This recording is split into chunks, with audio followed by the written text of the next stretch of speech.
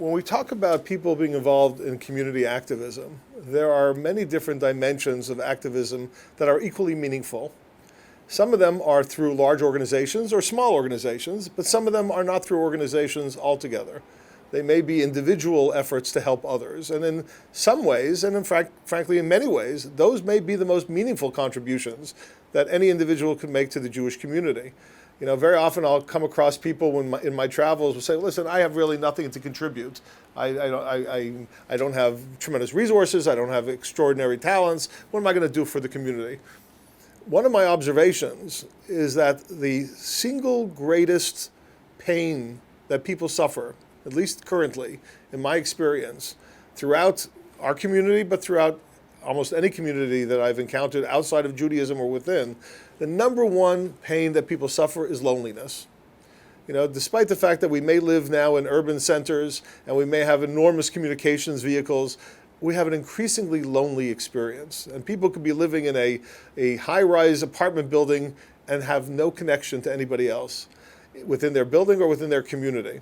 There is nobody I have ever met that doesn't have the capacity to pick up the phone and call somebody who might be lonely. And that is an enormous chesed. That's an enormous volunteerism and activism in the most subtle way. And we undervalue that.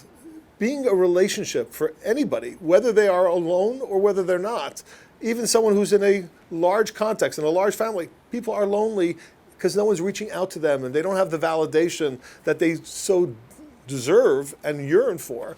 And everybody could provide that. The same thing is true with chesed on social needs outside of loneliness. For example, feeding the hungry. So some people are in a position to donate significant sums to ensure that there's food available for the hungry. Most of us are not.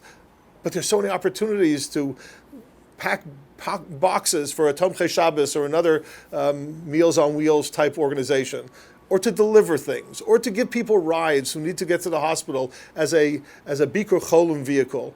Everybody has a vehicle to be an activist. Being involved in large organizations is appropriate for many people, but not appropriate for everybody, probably not appropriate for most people. So when you ask, how do people get involved? Is it restricted to a certain type of background? Quite the contrary. I can't imagine a person who can't be helping the community.